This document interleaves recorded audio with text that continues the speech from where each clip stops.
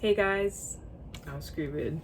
Hey guys, and welcome back to the With a Bang podcast, where you guys can pop by every Monday and spend a couple minutes with me, your girl, Elsie Bang. Except for the past 100 Mondays where I've basically been missing. Nothing to say about that. Yeah, I just feel like my life has kind of experienced a forced slowing that has happened over the past little bit, and there's a lot to catch you guys up on 100%, and I'll be doing that over the next couple of episodes. But in this particular episode, I wanted to focus on some things I've learned, especially from two books that I've been reading recently, called The Ruthless Elimination of Hurry and Ego is the Enemy. And I just have to take a couple seconds and say a big shout out to Josiah Hyacinth, aka Mr. 200 Meters, because I just feel like over the past month he has just changed my life exponentially. I feel like I have learned so much just from listening to his podcast and from being on his mailing list. If you guys aren't already listening to 5 More Minutes with Josiah Hyacinth on Apple Podcasts and Spotify, then I highly recommend that you take a listen, especially if you're someone of the Christian faith. And even if you aren't, there's so many gems in there. And over the past month, I just feel like my life has taken on this forced slowing, like I said. And a lot of people kind of like know me as the one who tends to be busy, who tends to be up to stuff. And busyness isn't bad, but it isn't necessarily a good thing either.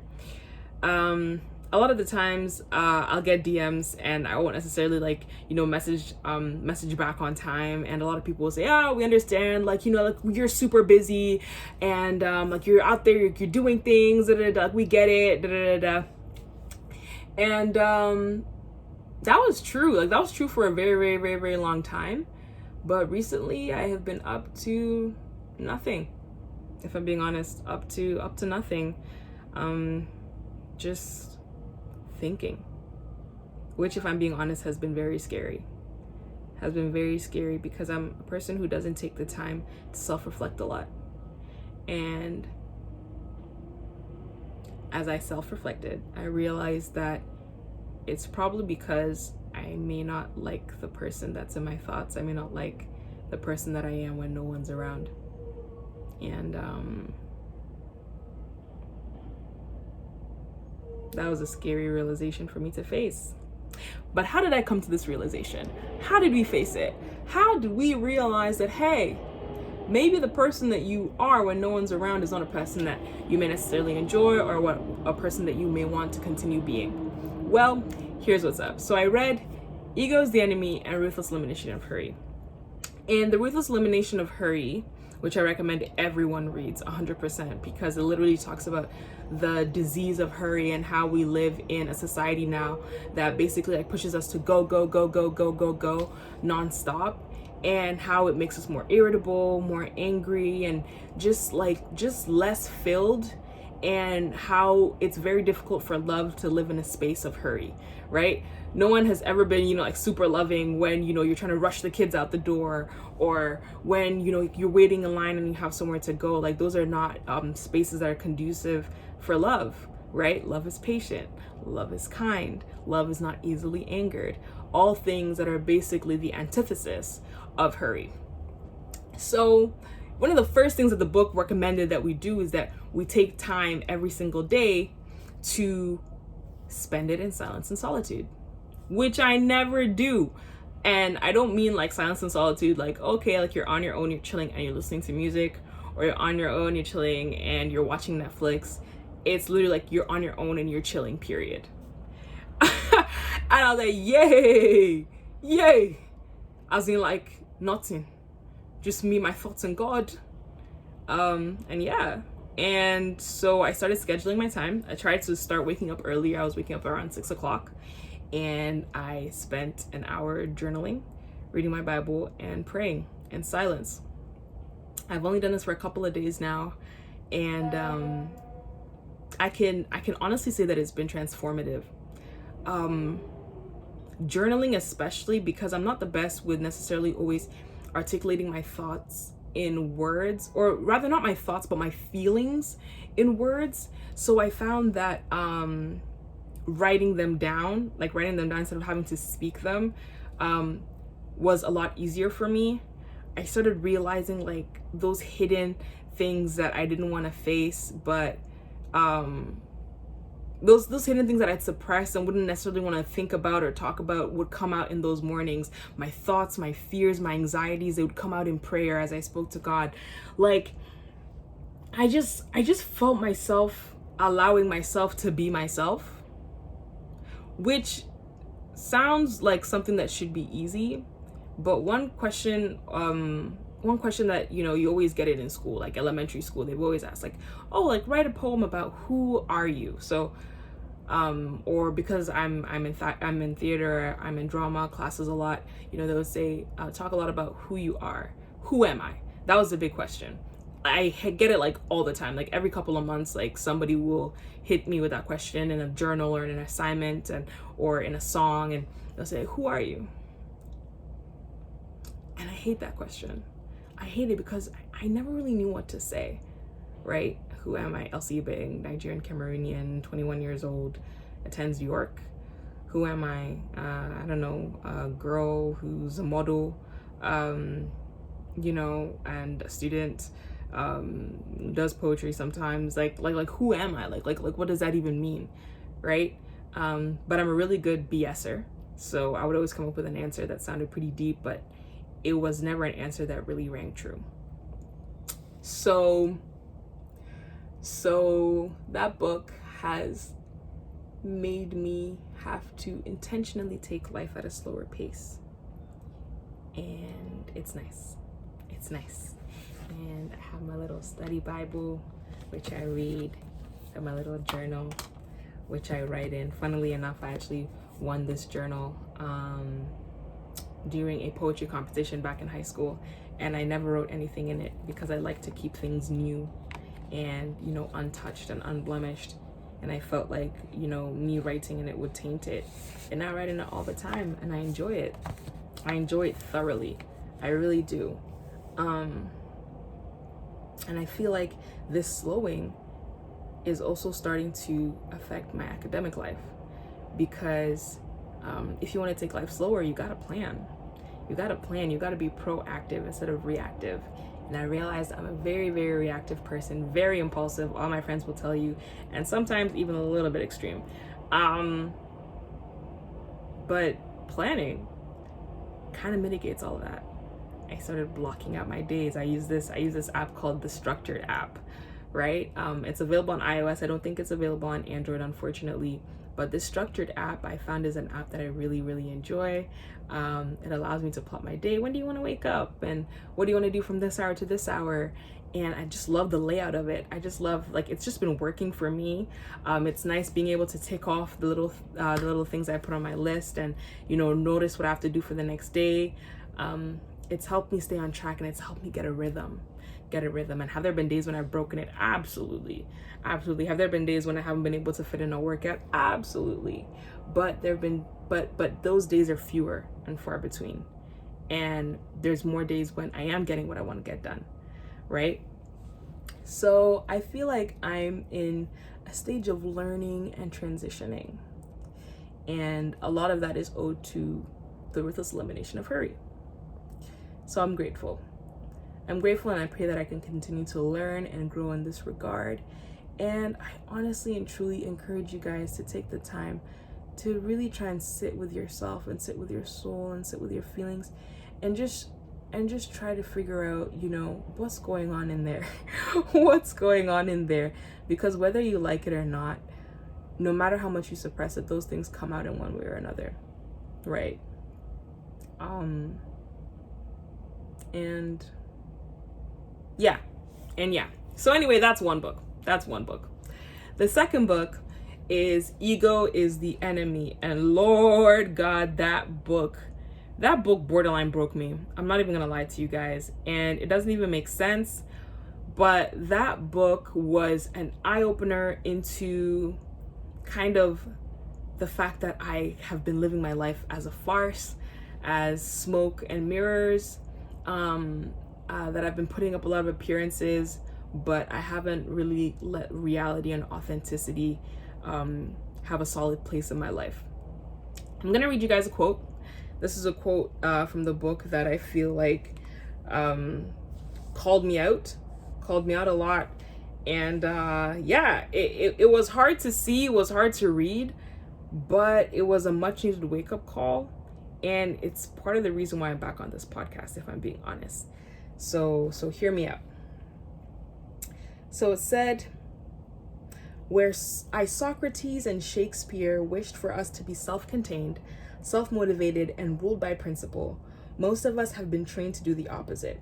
Our cultural values almost try to make us dependent on validation, entitled, and ruled by our emotions.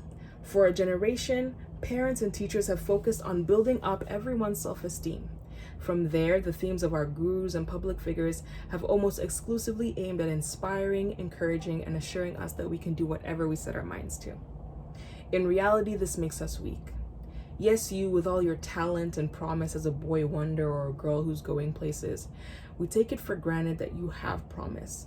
It's why you've landed in the prestigious university that you now attend, why you've secured the funding that you have for your business, why you've been hired or promoted, whatever opportunity that you now have has fallen into your lap.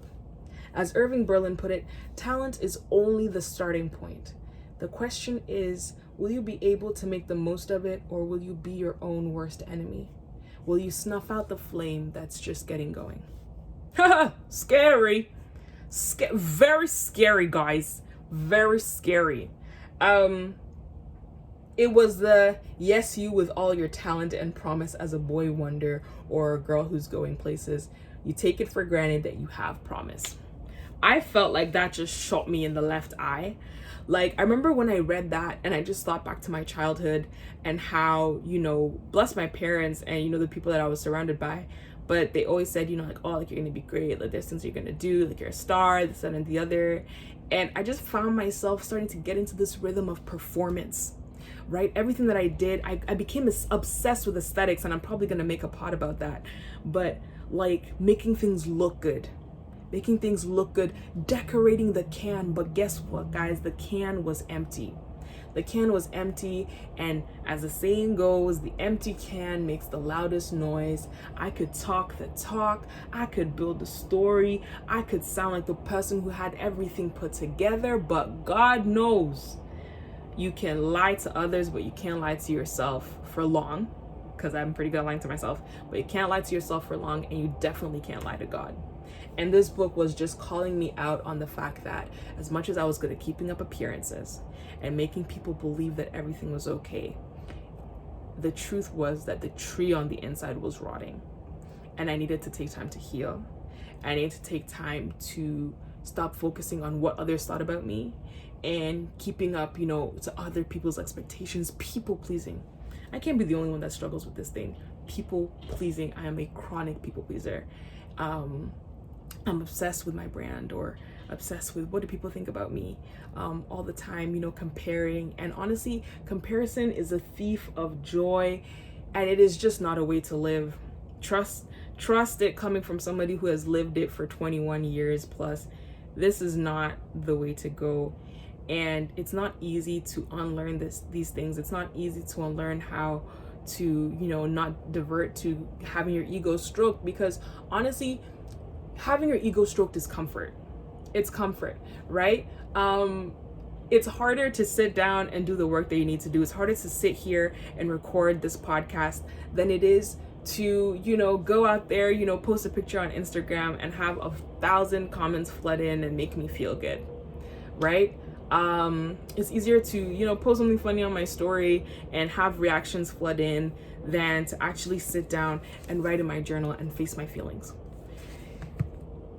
Good things don't necessarily come easy, right? But they're so much more worth it. I realized that I was somebody who was getting so attached and who was falling in love with instant gratification and was losing the art of delayed gratification, was losing the art of taking things slowly. And so I felt like I was living my life on the surface and achieving no depth, and then being confused as to why I wasn't feeling fulfilled. So I'm not saying this to say that I have it all figured out, or I'm not saying this to say that I've drastically changed and I'm a completely new person now, because if I'm being honest, I'm only days into this journey. But right now, these lessons that I've learned, these books that I've read, are inspiring me to want to do better for myself, and are inspiring me to want to live more truly and more wholly and more fully. And that's why I'm back. That's why I'm here, right? That's why I'm here, because I believe that at least I can try again. And so it's September. For those of you who are in school, it's basically New Year's. It's a new chance. It's a new opportunity to go for it. And it's only over when you give up. So I'm deciding that I don't want to give up. Like, I don't want my story to end here. I don't want to be someone who's just focused on appearance. I want to be someone who's focused on substance and purpose and actually doing something of value in this world. And sometimes, when you're a model, you can kind of get lost in the Instagram, the aesthetics of things. But I'm a person behind Instagram, behind the modeling, behind everything, behind even being my mom's daughter and my father's daughter, or being a sibling. Like, I'm a human being. I'm a child of God. I'm a person. And I want to basically intentionally live more into that. So I guess this episode is just to encourage anyone out there who, who's trying to figure things out and trying to find themselves. Take a moment and slow down. It's okay. You have permission to do that. I didn't think it was possible, but the world literally does keep going.